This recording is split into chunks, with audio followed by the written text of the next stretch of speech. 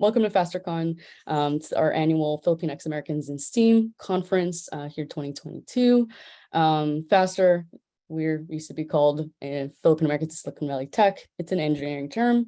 I do want to celebrate Filipinx American History Month. And to make this very much themed to the COVID-19 panel, I'm going to pull out a quick passage from Dr. Catherine Seneza Choi, who's also Kapampangan. She's my professor who is the first tenured Filipino American professor in Asian American Studies and Ethnic Studies at UC Berkeley. She just came out with this book right here. And she says that in 1903, Dr. Victor Heiser, who's the chief quarantine officer and later served as director of health in the Philippine Islands until 1915, described Filipino bodies as incubators of leprosy. So I thought that was very interesting, given that this shift of how everything is going now with COVID. Obviously, many people have said as Asian Americans, all these really racist terms, particularly Chinese Americans, the Kung flu virus, the Chinese virus. But in fact, Filipino Americans or Filipinx Americans and Filipinos throughout the world, whether we're part of the front lines as, caregivers, nurses, doctors, so all frontline workers, we're a huge population that goes often unrecognized and unseen. My dad works on vaccine development, so he actually worked on the AstraZeneca vaccine and works on FDA approval. So the face of what a Filipino American looks like in the context of 2022 within COVID-19, as we celebrate and really think about Filipinx American History Month, that's really significant and it's changed. I do want to acknowledge, we're not on, just for me, I'm here in Silicon Valley. We are also on Indigenous land here in the United States. If you want to shout out, where you are at, as I know this goes on our Facebook later on and on YouTube. I'm on a lonely land, and quickly, I just want to recognize, as folks of color, many of our communities have, been significantly impacted by COVID-19. So many deaths have happened, over 1 million in the last couple of years as a result of that, and especially around folks who've been victims of anti-Asian hate crimes, anyone who's been suffering from a lot of gun violence. So just take a brief moment of silence.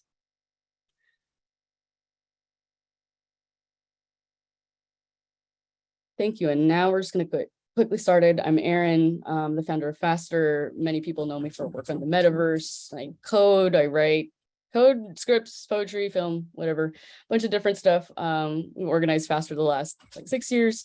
Many of you know me. I have cameos in Ruby Ibarra's Us video. She just told me the other day, track 3 of anything that the episode 3 of The Cleaning Lady for the 2nd season. She's gonna have tracks on. That's me in the Us video, which was kind of considered the Pinay anthem. So in the spirit of FAM, or Filipinx American History Month, just highlighting a bunch of our folks in the community. And what's really significant about Ruby, most people don't know, is that she's a scientist by day before she went full-time into music. And she actually worked on COVID-19 vaccines and test kits. So her background isn't just in music, it's actually as a scientist. So I thought that was really fitting. And then yesterday, I was unfortunately unable to go to the screening, but Lumpia 2, so Lumpia with a Vengeance came out, and that's national. So I make a cameo in that. We filmed this about, 5 years ago. I play a bunch of VR, poker, keynoting a conference, so anyone else that's watching this stream later, if you are another self-identified woman of color in tech, please come to our conference in Oakland. They have limited capacity. Organization's been around for quite some time. We create a lot of different spaces for people to connect.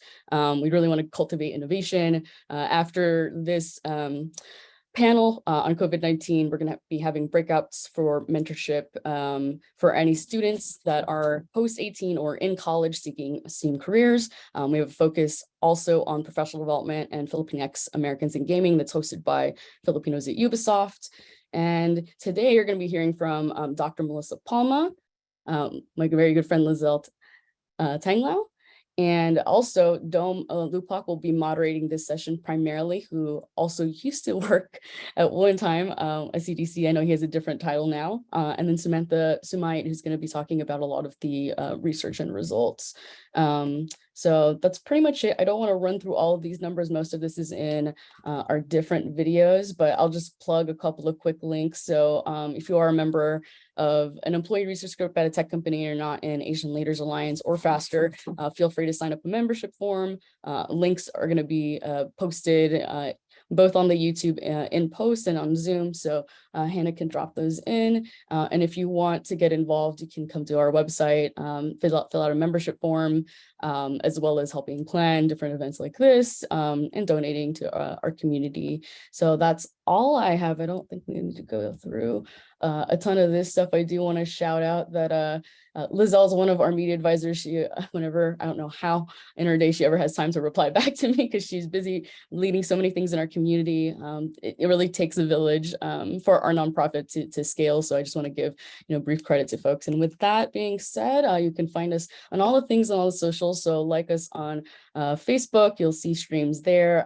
We are approving memberships only for folks that fill out a membership profile on our website for Facebook and LinkedIn, and you can find us at faster-team.org. So I'm going to end there, and I will turn over the rest of moderation today to Dome. So Dome, do you want to get us started? Yes. Hi, everyone. Good morning. My name is Dome Lupac. My pronouns are he, him, his. And today I will be moderating this session.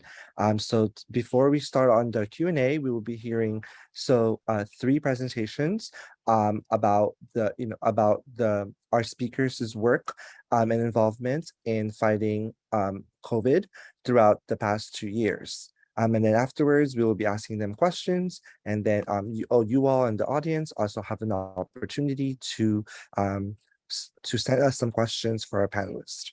So now I'm going to go, before I start, I'm going to go over the panelist bios and introduce the panelist. So the first panelist is Dr. Melissa Palma.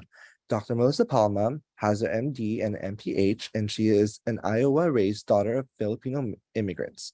She graduated from the University of Iowa Carver College of Medicine and began her career dedicated to immigrant and refugee health.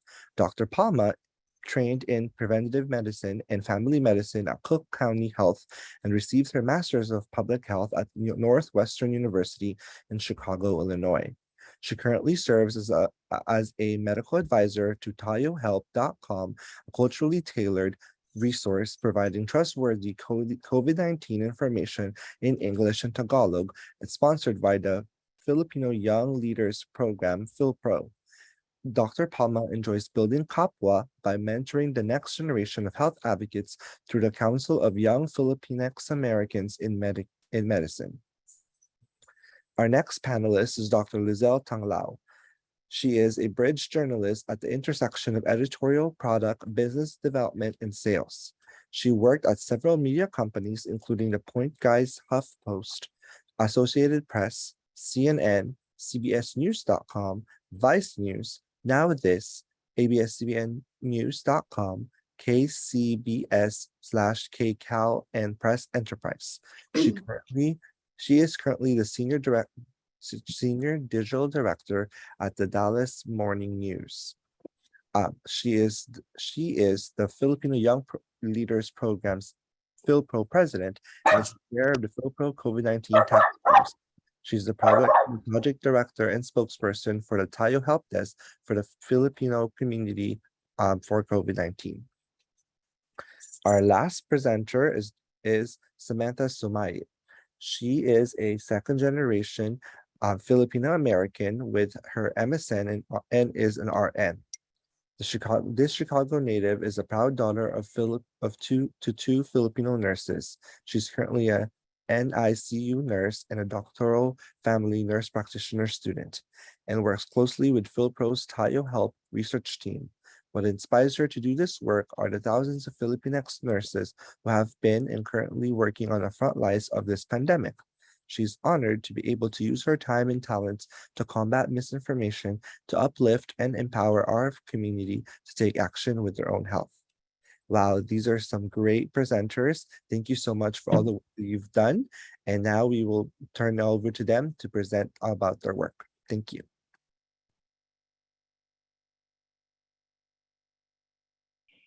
All right, well, thank you to Dome and Erin and all of the team here at FASTER. My name is Melissa or Isa Palma. My pronouns are she, her, and I am calling from the Wampanoag Territory in southeastern Massachusetts. I'm more excited today, along with my co-presenters Leezel Tanglao and Samantha, to talk about Filipinx Americans fighting COVID-19.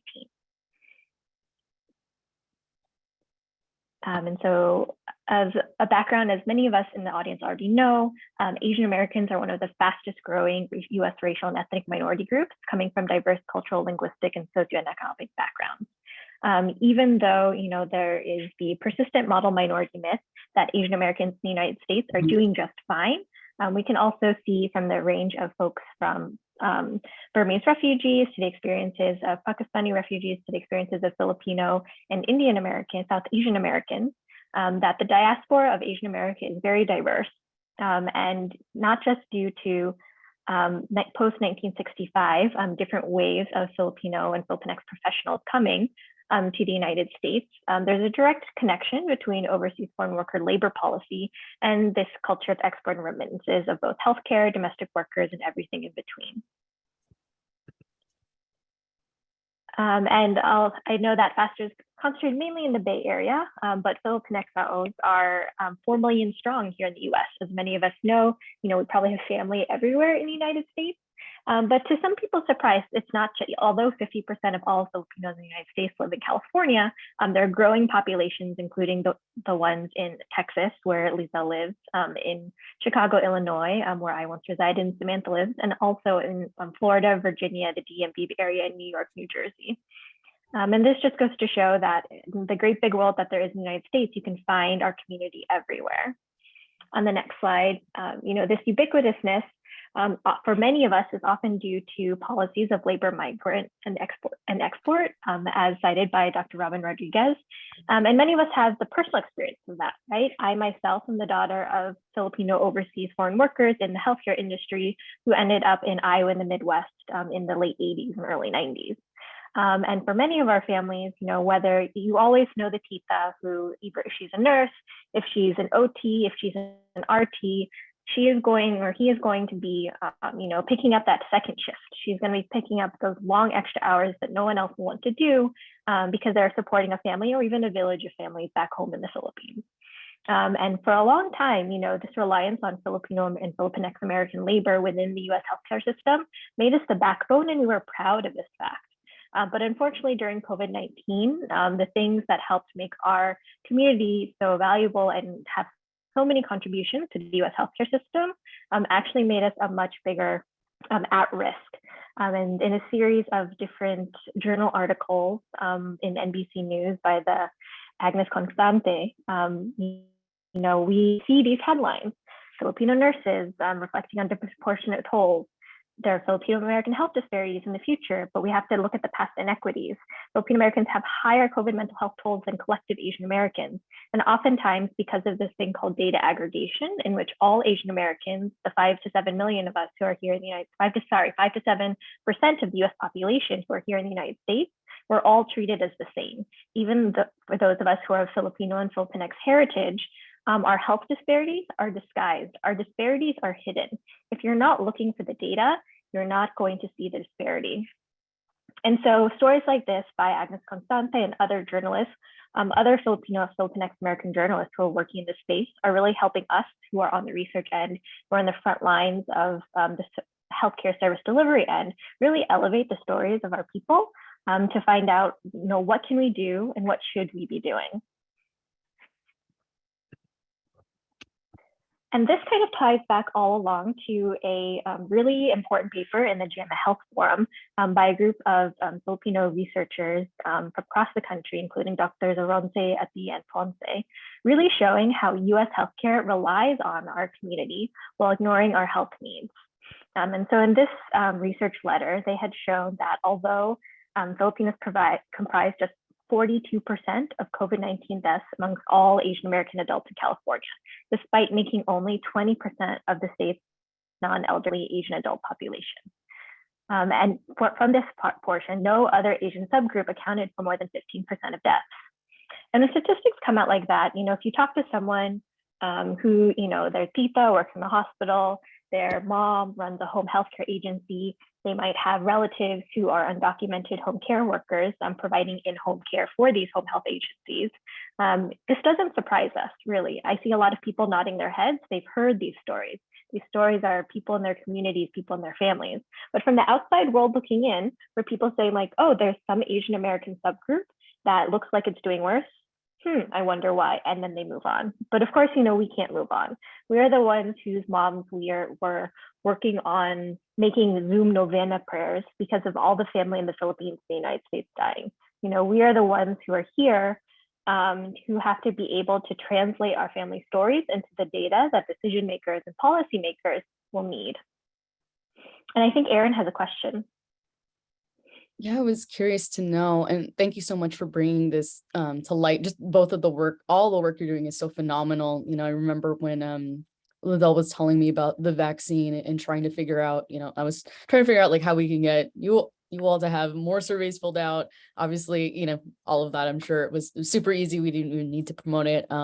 It's such a needed topic for us to talk about in the community, because Filipinx Americans, like we've mentioned before, are actually they usually oscillate between one of the top three ethnic groups among AA and HPI, so Asian American, Native Hawaiian, Pacific Islander. But within that, we have these disparities because of aggregation. So even if we disaggregate, what I'm thinking here, just based on the statistic you have, for the 42% of deaths, do we have that by age at all? So differentiating from, say, I don't know. So I guess for FYLPRO, right, you're considered youth until you're 40, 42, whatever the eligibility range is now. Do we have a breakdown of, deaths by age in our community for anyone over the age of 42 to 64 versus 18, and below, something that's considered younger, just because a lot of the attitudes around the pandemic were that, youth have it and they're the ones spreading it, but our elderly are dying more. Do we actually have data to validate that just from our own ethnic community that tells the percentage based on, CDC data or anything that you have from any of the surveys? I'm just really curious, just because there are all these ideas around, the elderly being a huge and target, and that, there's unfortunately a lot of our folks that are not vaccinated. I've had many friends who weren't before the vaccine. They went home and then they would tell me I don't want to say they killed, their families, but essentially Lolo or Lola, they died because of this. And so I'm, while that's very sad, that's not an anomaly, that actually is much more common. But I'm wondering where the empirical data lies in that, and if we have any of that at all that kind of provides that statistic. Yeah, so it's a really good question, because age stratified death rates from COVID-19 are obviously the thing that's been in the top of mind for a lot of people. I think that for Filipinx and Filipinx Americans specifically, so a lot of the data from this study actually came from the California Health Interview Survey, which is done by Dr. Ponce's group out of the UCLA Fielding School of Public Health. So California is a very specific case, because in state law, they're actually required by state law to disaggregate data at the state level. So if you live in California, you can check the box that says Filipino. If you live in Illinois, where Samantha and I were, you actually can't. You either click Asian American or other, because unlike in California, where Asian Americans make up a large proportion and plurality of the population, in many other states throughout the United States, with the exceptions of New York and Hawaii, there are no other laws or policy that state that you must disaggregate different levels of Latinx or Filipinx data.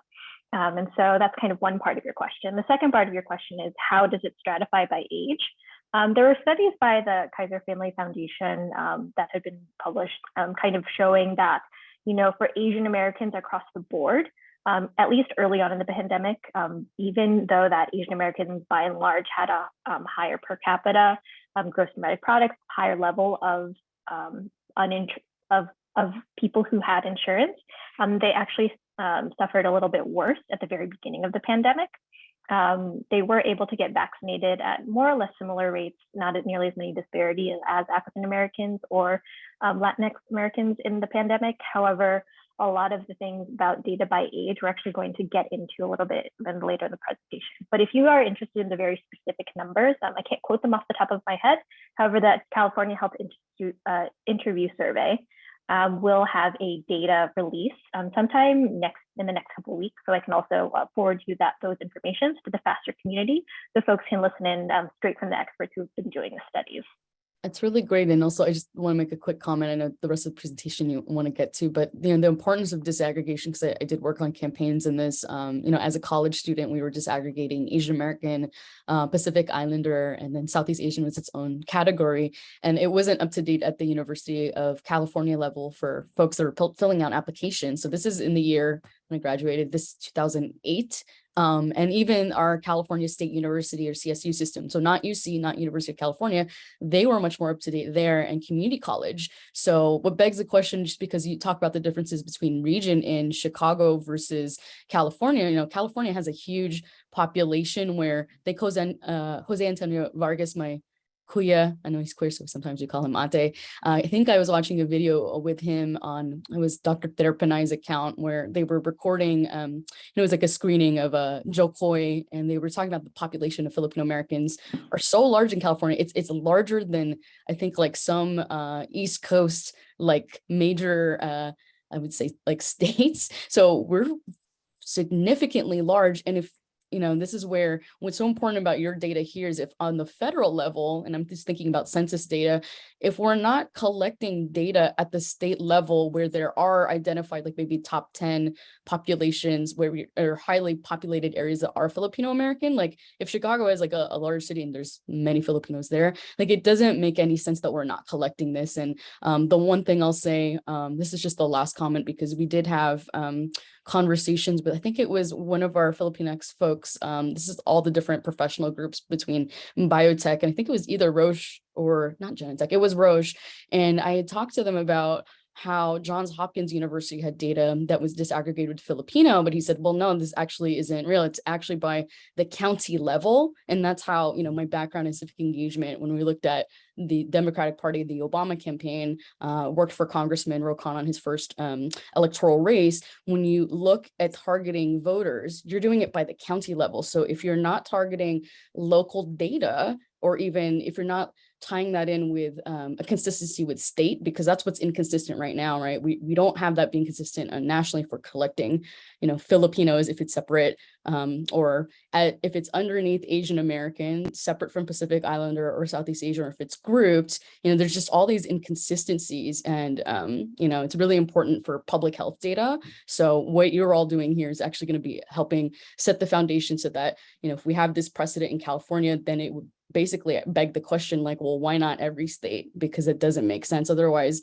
the disparity will continue. So I just want to mention why this is so important, that there's actually, a history and a context to this. The more we disaggregate at those levels, whether it's lower income folks that attend community college or state, I don't understand why, it's a tragedy for public health. We shouldn't be collecting more data there, because that's actually where people are impacted the most, right? And we're not able to identify even undocumented folks. I'm not sure if that was a part of the study here, but I'm sure there's lots of other data that you weren't even able to find within this study that we know are great needs that we need to address all these different inequities in the public health system. So yeah, thanks for bringing up those important points, Erin. And I'm going to get to some of your questions in a little bit. So Leezel, if you can get to the next slide, please. So this is a statistic that we all kind of know in our hearts, and the one that kind of shocked the world into actually paying attention to our community. That throughout, especially early on in the COVID-19 pandemic, despite making up only 1 in 25 of the immigrant nurse population in the United States, up to 1 in 4 U.S. COVID-19 nurse deaths were from our Filipino community. And like we were saying before, no one in the CDC was really tracking deaths of healthcare workers, right? There was a consortium between the Kaiser Family Foundation and the Guardian UK trying to track US-based healthcare worker deaths. National Nurses United, which was at the time led by Zenny Cortez, the first Filipino president of a national labor union in the United States, came out with the report, as well as Kanlungan.net, which was a global effort to try and track Filipino healthcare worker deaths. And just to bring it back to the stories that all of us know in our hearts.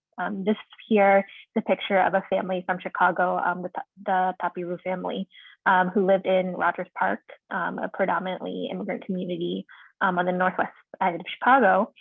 in which, it kind of highlights all the different risk factors we're going to talk about today. The mother, Josephine, was a home health nurse. Her husband, Tito Loy, was a part-time home caregiver, and their son, Luis, was a youth with asthma and obesity. And within a single month in April of 2020, the entire family died of COVID-19. And so, these stories just highlight a kernel of the specific loss and great sorrow and trauma that our community is harboring through these past 2 years of the COVID-19 pandemic. But we always ask the question, why? Why does this happen to us? Is it just because, maybe their mask slipped and they didn't wash their hands? But it's not about individual responsibility. It's about collective systems failures. And so going on to the next slide, we want to show that, even before the pandemic, studies of Filipino nurses who make up the bulk of Filipinx Americans who work in the healthcare industry already had high rates of COVID-19 risk factors. In a study in nursing management done in 2018, 30% of all Filipino nurses were greater than 6 years old. A similar number, 27% of all Filipino nurses had at least one COVID-19 risk factor like high blood pressure, high cholesterol, or type 2 diabetes and obesity. So already, this narrative that Asian Americans don't have health problems to the extent of the rest of the population really didn't hold true for our community and many other communities. And on the next slide, you can also see how Philippines trained nurses were more exposed to higher levels of occupational exposure. And this article from Imperialism to Inpatient Care, looking at the differences between Philippines trained, so folks who had their nursing degree in the Philippines, and white American nurses during COVID-19, the Filipino nurses were more likely to have a full-time nursing position. They're more likely to work in an acute inpatient setting where they're exposed to higher levels of the severe forms of the virus.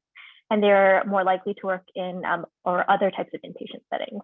So again, I come back to the story, the tita who after one shift at a hospital picks up and goes to another hospital to work a second shift. And so these occupational exposures were up to, as we had said, up to a quarter of our community works in healthcare because that was our door to enter this country. You just see how, all of these things are compounding upon themselves. And the next slide, we can show again, the strength of our community is in the family unit, right? In lack of a strong state in the Philippines, the family unit becomes the social safety net for our people. And compared to white Americans, Asian Americans as a whole are almost twice as likely at similar rates to Hispanic, Latinx, and Black African Americans to have multi-generational homes. And especially in the early part of the pandemic, before we had other protective measures like good science around masking, like different vaccine options, it was much more difficult to physically distance in a multi-generational family home. Next slide. And so we kind of come to this, okay, this is the situation that our community found itself in. What are we going to do about it? And so both Leezel and I and Samantha are members of the Filipino Young Leaders Program. Leezel and I were part of the immersion program back in 2018 and 2019, respectively, when we actually got to go back to the Philippines. For me, it was a very eye-opening experience. It was the first time I'd ever gone to the Philippines as a professional and not just to visit like my Lola's house. And I really got to kind of embed myself this mission to bridge, represent, and discover, to learn about the Philippines from not the eyes of my parents as, this long ago place that they left in the middle of the Marcos era, but actually, a living, breathing society that we can learn much from, and that's for which we have much to contribute. And with that, I'm going to turn it over to Leezel to talk about some of the programming that FYLPRO and PIO have done during the pandemic. Thank you, Isa. So, the story of TAIO really starts from FYLPRO.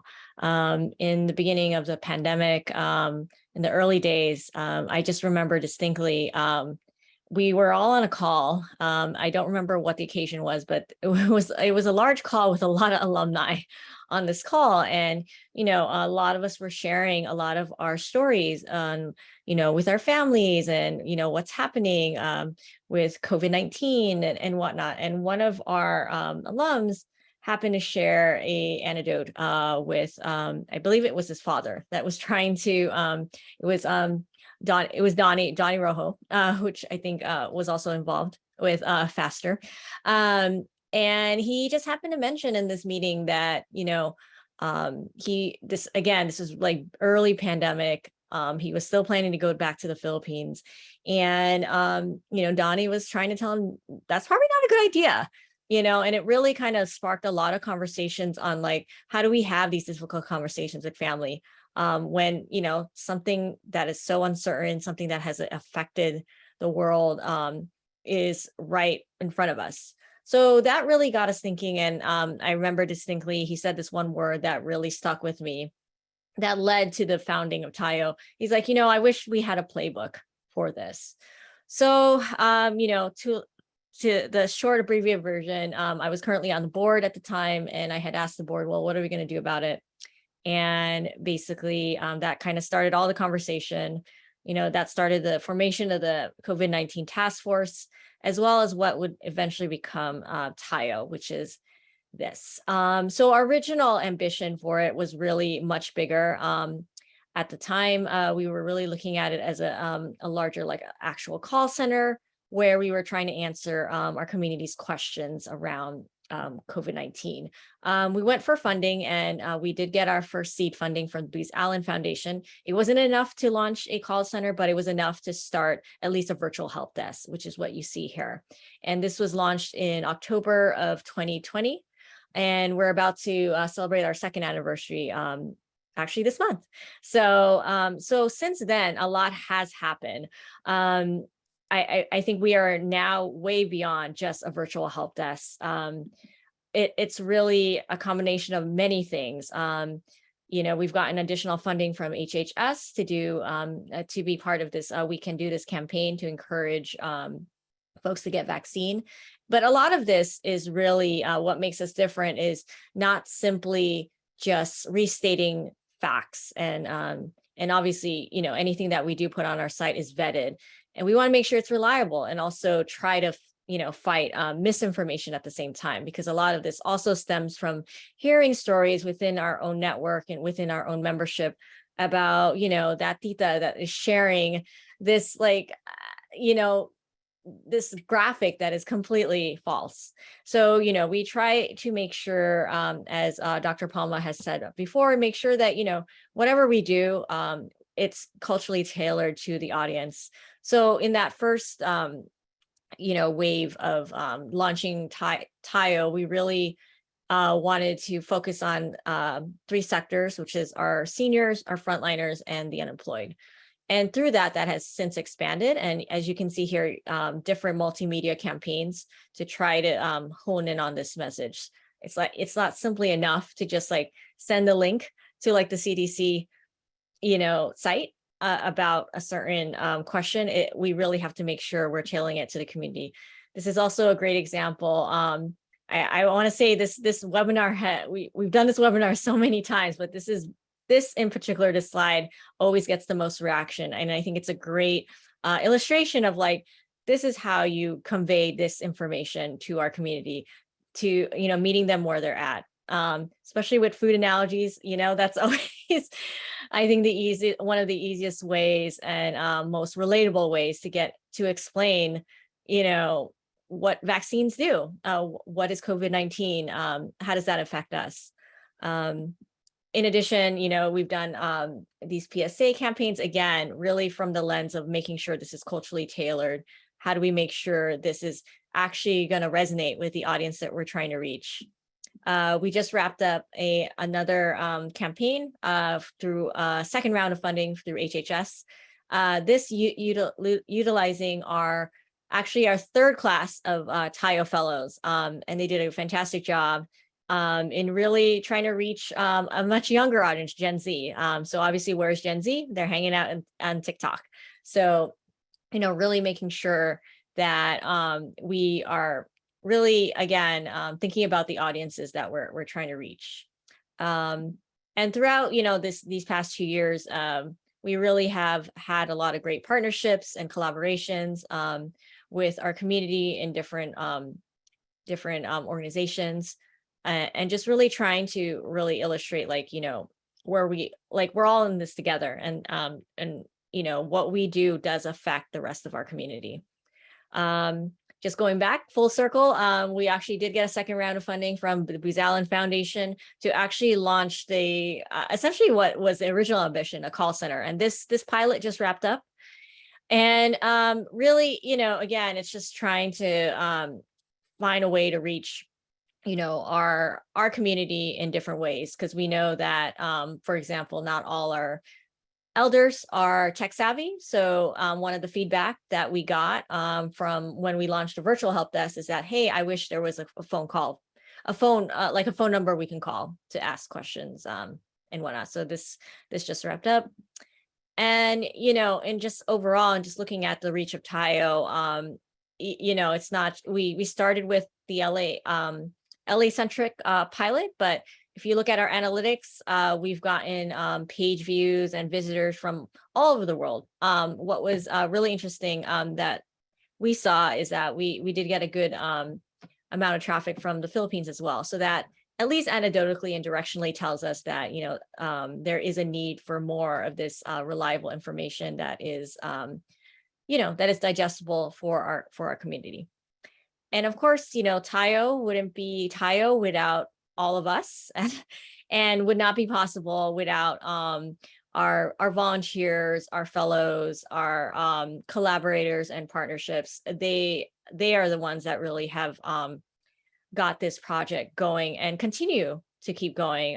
There's still a core group of us that still meet almost every Sunday. Almost 2 years later, which I think it has been just part of our lives. And this is just a quick kind of overview. I know this list needs to be updated. Just the partners that we partnered up with from the media, as well as our community partners, as well as academia. The list keeps going on. I feel like every week we had a new org here. And then just like funding too. I mean, this number actually needs to be updated. We just got word on some other funding that we got from 2 additional sources, yesterday. So it's, I think it's just a great example of like, what you can do together when you just kind of unite in a very clear cause. And yeah, so, and I think it also helps, obviously I'm part of the media, so just, calling on my colleagues there to help cover this story, which wasn't a hard sell, because we all know that how underrepresented our community is. So to be able to bring these stories up to light through our work has been great. And then, yeah, Dr. Palma, do you want to just talk a little bit about this, and then we can hand it off to Sam? Sure. Yeah. So, we had talked about how important it is to collect disaggregated data on our community, because most likely than not, wherever you live, the government sources are not going to be able to capture us. We have Spanish last names, we have Chinese last names, we have Filipino last names, and the traditional methods for, tracking and outreach to communities without the communities themselves really are incomplete. And so, if you are interested in our research, if you're interested in our study, please email us at research@filpro.org. When we are reopening the next wave of interviews and surveys for the vaccine survey, we'd love to get in touch with you. So again, it's research@filpro.org. And if you're still on the fence about whether or not you want to become involved, to get to know us a little better, I'm going to hand it off to Samantha, who will talk about our pilot program.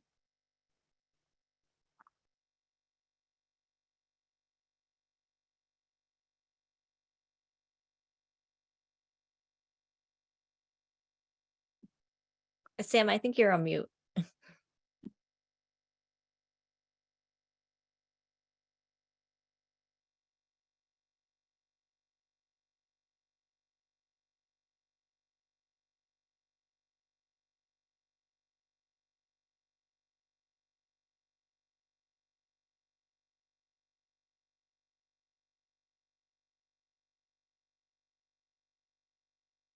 Samantha, we can't hear you.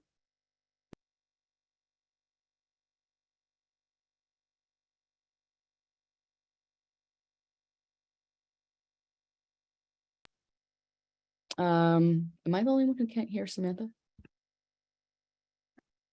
Yeah, I think it's a problem on her end. Yeah, Samantha, do you want to just call in on your phone? I know that's like not the best substitute. I know we had so many problems streaming this morning, but we want to make sure to hear your beautiful voice and that we can pick up the audio as we record on Zoom.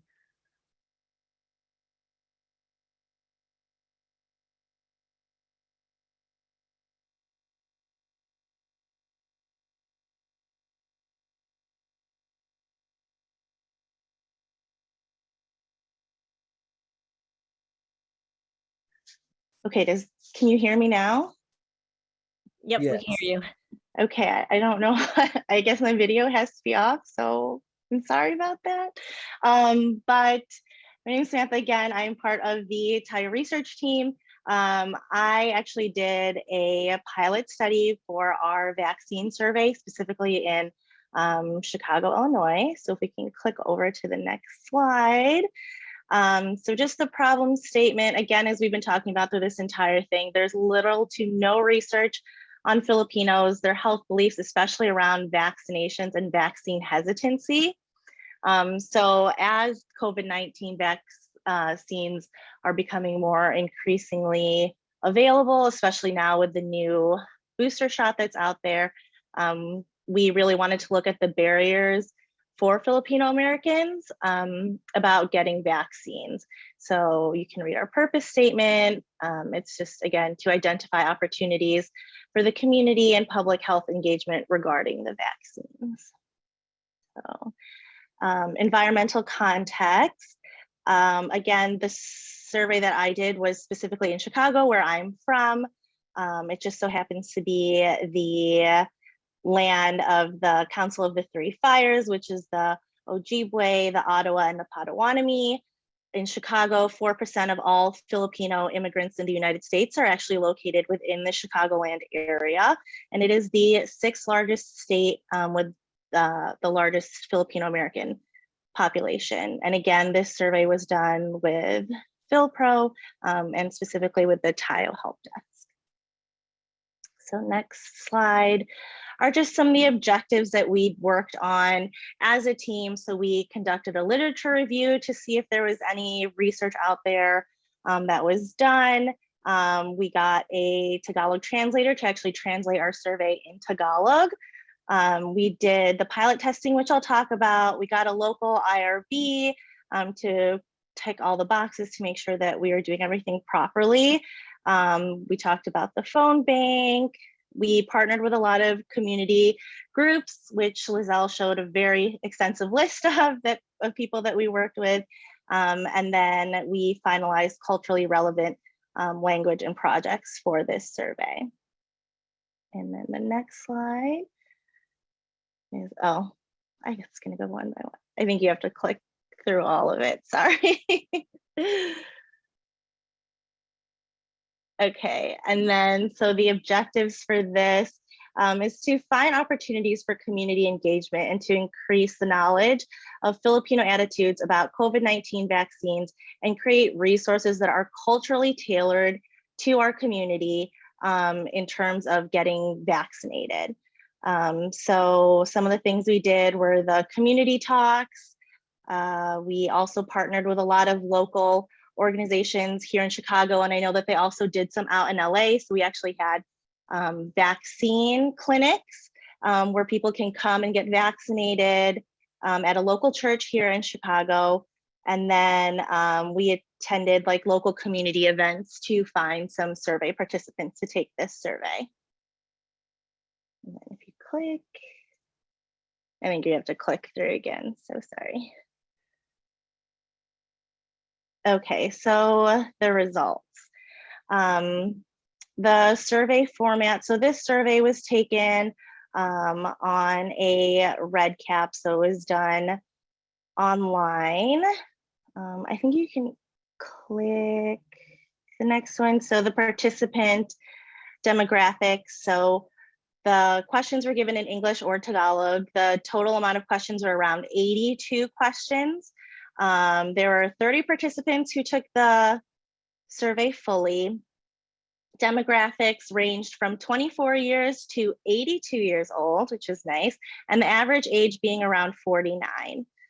There were a total of 15 self-identified males and 15 self-identified females, and all 30 participants self-identified as Filipino. As far as location, again, everyone surveyed was from the city of Chicago or the surrounding suburbs. And 40% of all participants lived in a multi-generational household, which Dr. Isa had talked about previously, that Filipinos and Filipino Americans are more typically like to live with multi-generational households. For occupations, 76% of the people that were surveyed identified as some type of frontline or essential worker. And then the three most common languages spoken or understood were English, Tagalog, and Ilocano. And then the other big thing that we found in the survey was that a lot of people had comorbidities. So if you click on the next slide, you can just see here's a couple listed here. High blood pressure, high cholesterol, obesity, heart disease, immunocompromised, diabetes, asthma. Those were the biggest ones that a lot of people said that they had. And then the next slide, I think you can click. So the other big thing that we really wanted to know was, what are people's attitudes towards the vaccine? So one question was, why would you like to receive the vaccine? And these are just some of the top answers that people said. 46.3% of all participants were extremely concerned that COVID was a serious risk to their health, their family, and their community, which is why they would want to take the vaccine. Over 90% of all the participants knew somebody who had contracted COVID-19, so they wanted to vaccinate for that. 80% of all the participants knew someone who had passed away from COVID, so that's why they also wanted to get the vaccine. And then when asked if participants believed in vaccines in general, if they're effective, 66.7% said that most vaccines were effective. 63.3% believe that COVID-19 vaccines were effective, and only 3.3% of all participants thought that they were not really effective at all. And all 30 participants received at least one dose of any COVID vaccine. So the next slide, we asked them why they would want to take the vaccine, and this just shows you some of the barriers as to why people did not want to take the vaccine. There are 17 choices available, and these are, again, some of the top choices here. Some of the choices that received no votes included a public health official or other lawmaker recommended it, or that they didn't know enough about the vaccine. They were worried about some side effects that may happen. But yeah, those are like the biggest ones here, is mostly people didn't understand what the vaccine was all about, or if they were worried about the side effects. Next slide. So then, as far as the breakdown of data into age groups, you can click again. We kind of split it right down the middle. So those that were under 50 years old and those that were over 50 years old. And from there, we analyzed what these two groups thought about specific Filipino cultural views. The next slide. So one of the questions that was asked was, how would they describe themselves in terms of Filipino American? And you can see the choices are 50-50, you're more American than Filipino, or you're more Filipino than you are American.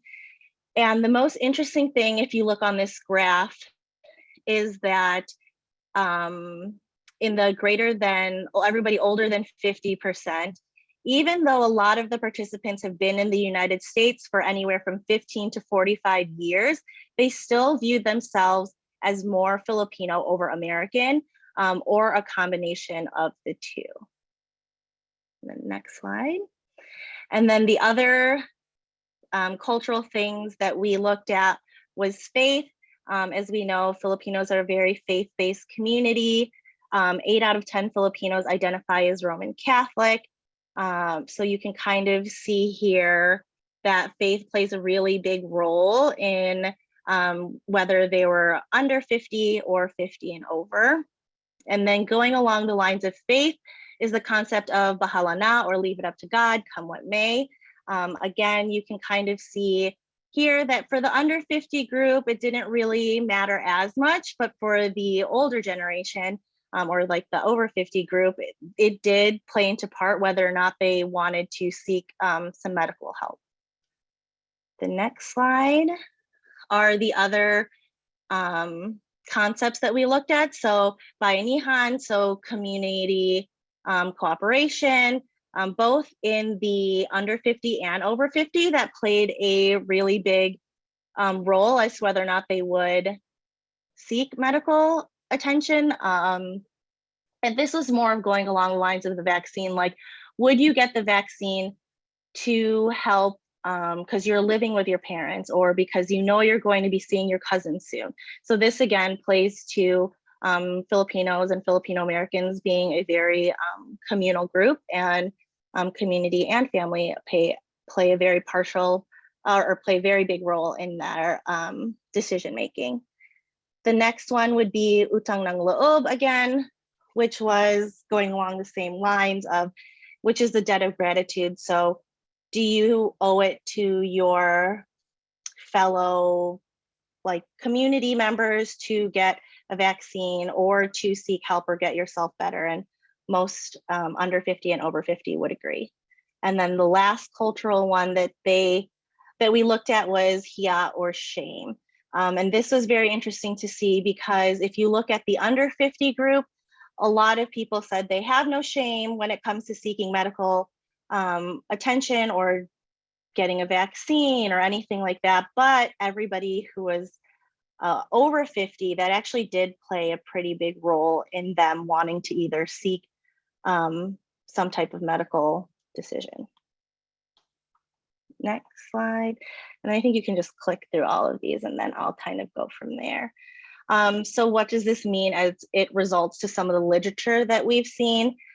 Again, as we've been talking about disaggregated data this whole entire time, this survey showed that what previous data has already showed demographically, Filipinos are an older generation, and that they do live in multi-generational households, which is a big factor on how COVID can affect this type of demographic. It also showed that Filipinos are more likely to be essential and frontline workers, with the top occupations actually being patient-facing healthcare workers, so like nurses, doctors, pharmacists, respiratory therapists, all of that. But there are many in the service industry, so waitresses, postal workers, bartenders, they were also included there. Comorbidities we talked about. You saw that there was a lot of cardiovascular disease, and Filipinos are actually not a targeted demographic for cardiovascular disease, even though research has shown that they are more likely to die of some type of cardiovascular related event. And then as far as language, again, we both had the survey done in English and Tagalog, but there, as we all know, many languages in the Filipino community. And even though 65% of Filipino Americans in Chicago are foreign born, and they do have a pretty good handle on the English language, there's still a barrier that exists there. So healthcare providers can't properly diagnose or treat their patients if they can't effectively communicate their needs to them. And then as far as the distrust of government and vaccines, a lot of the greater than 50 years old Filipinos saw themselves more as Filipino than American. So you can kind of see how that distrust can spread throughout the community, which a lot of recent vaccine hesitancy can kind of be traced back to the Dengvaxia vaccine and its campaign that rolled out in the spring of 2016, which resulted from a lot of heightened anxiety around vaccines and government. So with the use of social media, especially in like the older groups, we saw that there could be a bigger spread of misinformation from that. So to wrap it all up, what this all means is that Filipino Americans are at a high risk for contracting COVID-19. They would benefit from getting the vaccine, and they need a culturally tailored approach when talking to them about getting the vaccine, getting information about that vaccine, and stopping the spread of misinformation. And I think that's it for me. think you just had 2 more slides of your sources. I think there was one other slide before that. So I remember seeing it on Google Slides. Was it Dome who was Maybe. the slides when we screen shared? Yeah, it stopped for me at process and outcome Oh, analysis. So I definitely want you to be able to show the last couple before we close out I today. think that's I can take it. the next, And then yeah, the I next, can take the next part. So essentially, we just wanted to say that all the work of Tayo, all the work of FYLPRO, all the work that, everyone on this call, it's ongoing, right? Even though the federal government seems to have given up on trying to control COVID, there's still people within our communities who are immunocompromised. There's still people in our communities who are going to work every day in the ICU and have really have no choice on how to avoid the virus in their workplace, either in the hospitals or on the front lines. And so, as we said, a lot of the strength and resilience of our community comes from within. And one thing that Tayo and FYLPRO are doing for that is creating a network of Filipinx American mental health workers for the Achieving Whole Health. And so you see in the center of this picture, Crystal Canary, who is a mental health expert and has worked in different levels of the federal government and academia, is leading that effort with us. Additionally, we are not just talking about presenting the facts. We're not just presenting the fact checking. We're also trying to help elevate the narrative of that, misinformation, both for health and in, global Filipino international relations is a really big issue. And it, a lot of times, drawing on the work from Dr. Ong from UMass Amherst, the Philippines was the kind of breeding ground for misinformation campaigns that were then tactics were later exported to the United States and other parts of the world. And so, at least within our family group chats, when you see that tita, when you see that lola who is posting things like, if you just drink salabat, COVID will go away, right? Like, it will help you feel better until it can't. And it's that transition point between the salabat makes you feel better, and the salabat is actually your faith in the salabat is actually preventing you from seeking medical attention when you actually need it. That's the line where we need to, help be that person to help accompany our family members, or even ourselves, to places where we can, take care of our health. And on the next slide, just wanting to share again, successful COVID-19 initiatives are interdisciplinary, impactful, collaborative, and most of all community-driven to channel colonial mindsets and the idea that the systems that were built to protect us can always function that way.